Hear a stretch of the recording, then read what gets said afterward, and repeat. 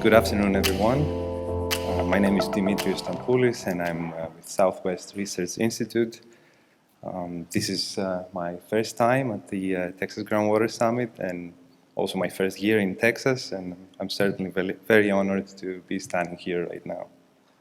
So today, I will talk about a novel model data fusion approach that effectively combines hydrologic simulations and state-of-the-art satellite observations to estimate changes in water table depth. We know that groundwater is the largest human and ecosystem accessible freshwater component, storage component, and we also know that more than a third of the world's population lives in arid or semi-arid regions where groundwater is the primary or perhaps even the only viable freshwater resource. And because of this, it becomes evident that groundwater, understanding the dynamics of groundwater is of critical importance, especially in regions with limited availability of data and analytical capacity. So the need to better understand groundwater dynamics becomes even more imperative at the time where the great acceleration of human-induced processes are increasing the stress on water resources globally. And such human processes are, among others, the unsustainable groundwater pumping, the rising population, the increasing water demands, as well as direct human interventions, such as the building of dams. In addition, owing to climate change, the ongoing intensification of the hydrologic cycle has been leading to a dramatic increase in the frequency of extreme hydrologic conditions, resulting in more floods and droughts globally. So the accurate quantification and monitoring of groundwater dynamics is of critical importance as this is the primary ingredient for a sustainable groundwater resources management. This is especially true for the hydrologically vulnerable regions that are characterized by a limited availability of resources for mitigation and adaptation. So what has been done so far in terms of reproducing groundwater variability? Well, land surface models have been used. However, there is no explicit representation of the water table. Land surface models have been coupled with groundwater models, but the main challenge here is the fact that most groundwater models are characterized by a shallow groundwater compartment. In addition, there are the ground-based observations, such as the monitoring wells, and they, beyond doubt, provide invaluable information. However, the existing networks are not sufficiently extensive. In addition, there are inconsistencies in the well data due to spatial or temporal data gaps. And of course, there is a high installation and maintenance cost.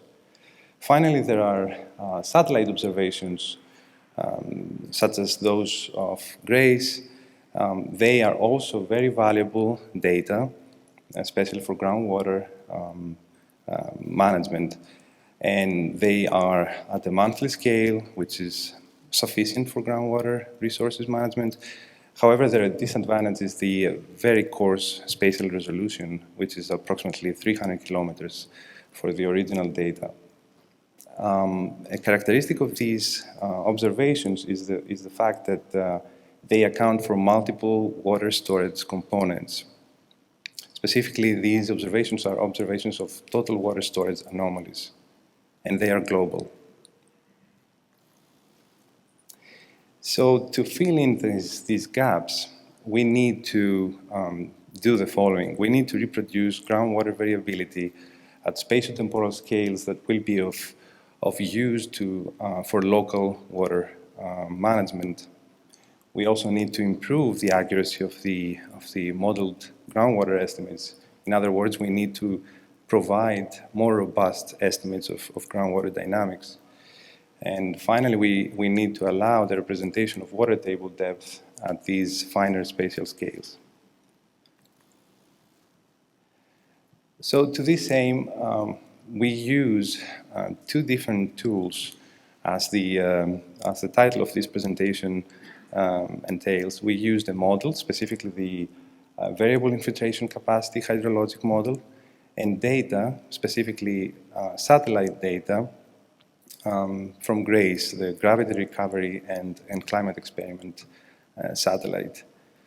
So the VIC model is widely used. It's a robust macro-scale hydrologic model. It solves all major elements of the water cycle, and it outputs a variety of variables, including soil moisture, snow water equivalent, snow cover, evaporation, runoff, among others. The model is typically represented by three layers that control the generation of runoff and base flow. And as you can see on the right, at the top, you can see that the overall depth of all three layers does not exceed that of 150 centimeters. So because of this, the model cannot capture groundwater responses. Now, the gravity recovery and climate experiment data are, as I said before, monthly estimates of changes in total water storage. And these data reflect groundwater dynamics. In fact, they account for deep aquifers as well. And this is both an advantage and a disadvantage. This is because the advantage is that they capture all major water components. The disadvantage is that they cannot easily be integrated into most existing groundwater models. In this case, we use the improved jet propulsion laboratory version of the dataset, which come at the half-degree resolution, which is approximately 35 miles. These are gridded data and monthly. So 35 miles is still considered coarse, but I will explain in the following slides how the presented methodology combines the strengths of these two tools. The first step of the methodology was to augment the existing VIC model, and this was done by incorporating a fourth soil layer in the model that would account for groundwater. This was achieved via the integration or via the initiation of a water table in the model.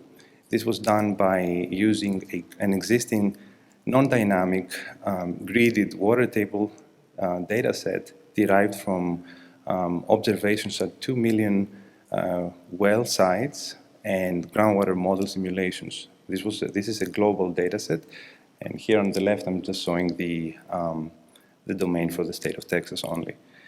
So by updating the model, we now have a 4-layer version of the model which reproduces water storage dynamics in both shallow and deeper groundwater, shallow soils and deeper aquifer. And because of this, now we can integrate GRACE data.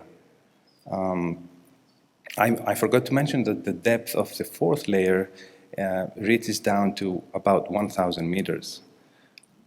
So now that we can assimilate GRACE data into the model, we can effectively combine the strengths of both the model and the data and eliminate their respective weaknesses. So the final outcome of the VIC4L GRACE scheme is is the fact that we can now represent more accurately the dynamics of both surface and subsurface water. And we can also represent in a more robust way changes in water table depth. So the 4-layer version of VIC for the state of Texas has been completed, and here I'm showing two examples of the output.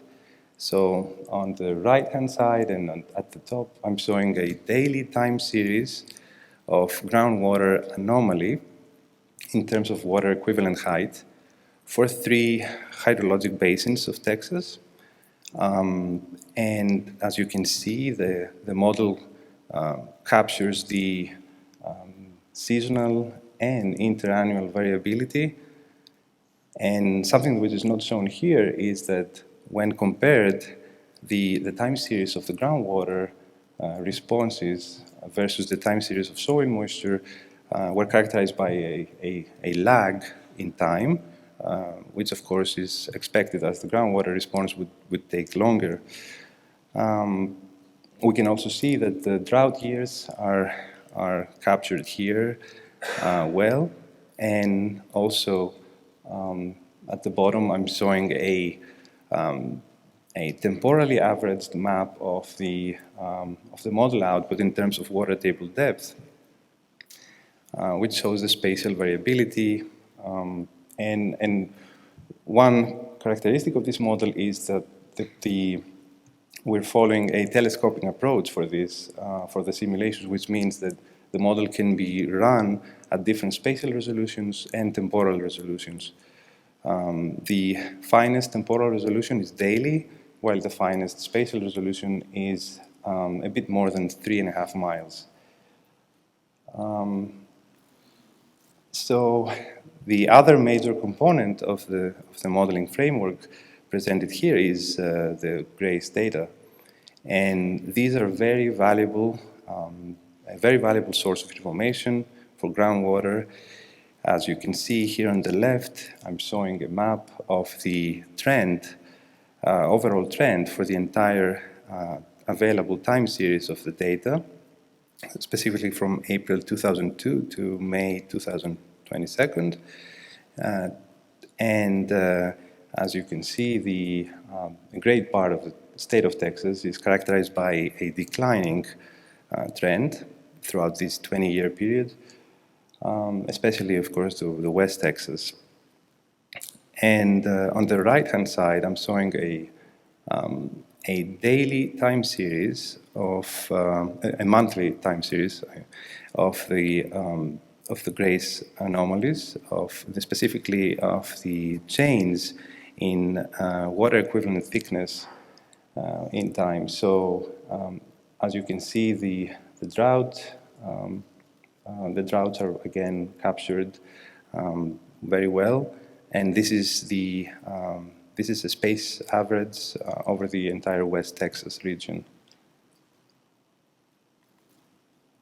So a simple schematic of the model data fusion that is currently work in progress is presented here. And if you focus on the top and bottom row, where the arrows are pointing from left to right, you'll see that there are two processes that happen simultaneously. And these are in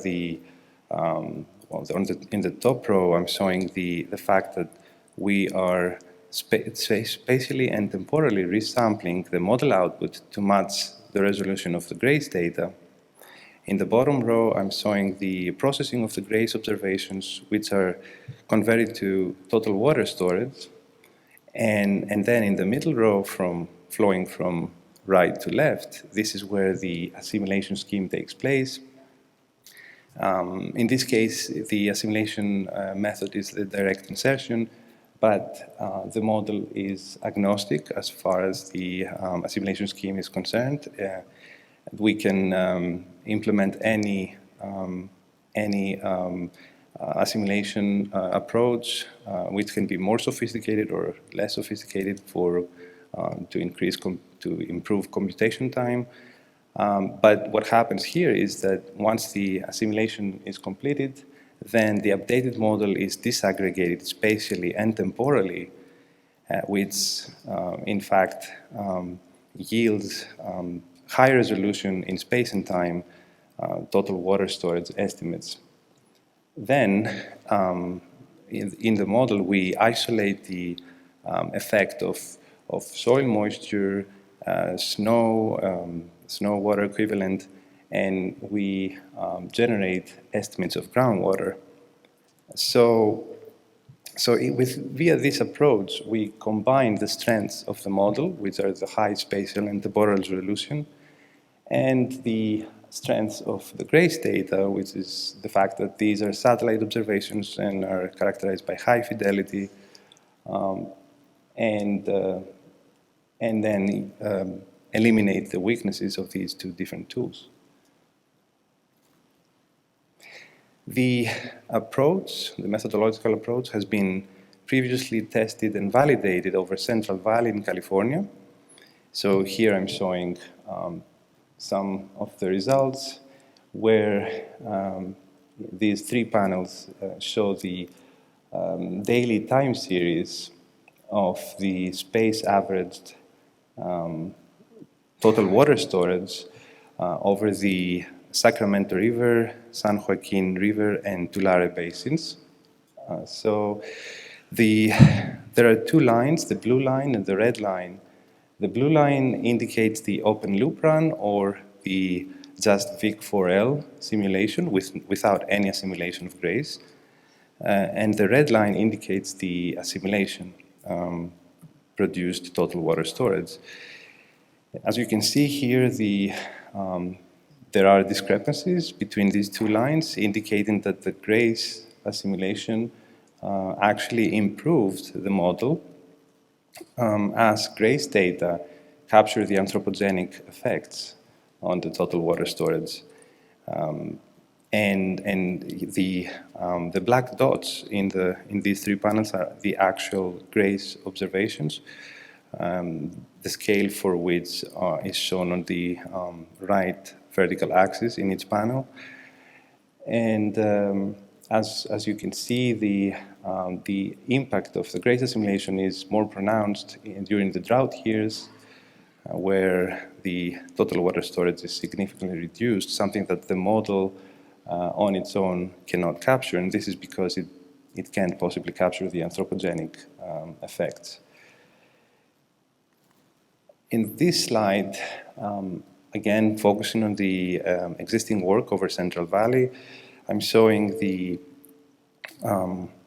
time series, and again, these are daily time series of the, on the left panel, top panel, I'm showing the average water table depth, spatially average over the entire Central Valley, again, with and without assimilation. The blue line is the open loop, no assimilation, and the red line is the assimilation.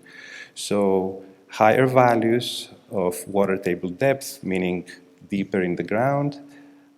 So the red line does show that, especially during the drought years. In the lower left panel, I'm showing the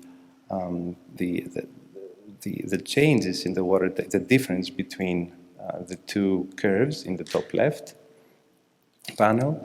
And on the right, I'm showing the groundwater volume change over the entire Central Valley, calculated by the simulations after the assimilation of GRACE.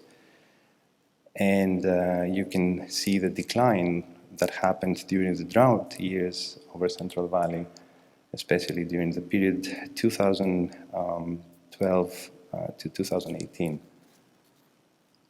So the work has been also validated, and the validation was conducted using well observations from the California Department of Water Resources. These data are difficult to handle because there are lots of gaps, and I was able to identify 1,285 wells with continuous annual data for the period 2007 and 2009, and 292 wells with annual data for the other drought period, 2011 and 2015. So I used two different metrics here, the water table depth change and the water table depth slope, and I compared the two simulations, the one including grace and the one not including grace, and compared these to the actual wells, and the final outcome was that the grace assimilation significantly improved the model skill. So this work is now being implemented, focusing on the West Texas region. As I previously mentioned, the 4-layer version of VIC has been completed, and we're currently working on the assimilation module. And here are my final remarks. As I mentioned, this is a novel model data fusion approach that produces high spatiotemporal resolution of the water table depth, which is of high importance for assessing the dynamics of water table depth at scales that are useful for local water management. Current implementation is focusing on the West Texas region, and as I mentioned, the model outputs daily estimates, which are of course useful, but when it comes to groundwater, we're more interested in the seasonal and longer variability and trends in the state of groundwater storage. So that is something that the model can definitely assess. And these trends are also very helpful in characterizing the potential rate of depletion over long time frames in response to changes in the natural supply of water, as well as changes due to the human consumption. GRACE data integration improved the model skill. These observations, as mentioned earlier, capture the anthropogenic impacts on groundwater, such as human pumping, groundwater pumping.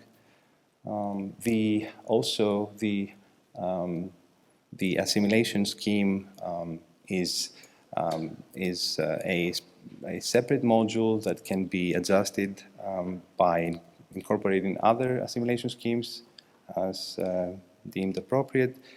And as I mentioned, it's a very flexible framework that allows the assimilation of not only GRACE observations, but also other very useful satellite observations. In addition, the assimilation scheme can jointly integrate data from different sources, including, of course, satellite data as well as in situ observations. And the overall modeling framework is characterized by extensibility and scalability. The high-fidelity water table fluctuations at the high spatiotemporal resolution that the modeling scheme generates are ideal for assessing the dynamics of the groundwater recharge. And this can be done at spatial and temporal resolutions that can also account for the episodic nature of groundwater recharge. Finally, this is a model data fusion approach that provides important information about groundwater conservation, management, and planning strategies to be adjusted accordingly, ensuring the sustainable use of groundwater in the context of climate change. And with this, I would like to conclude and thank you for your attention.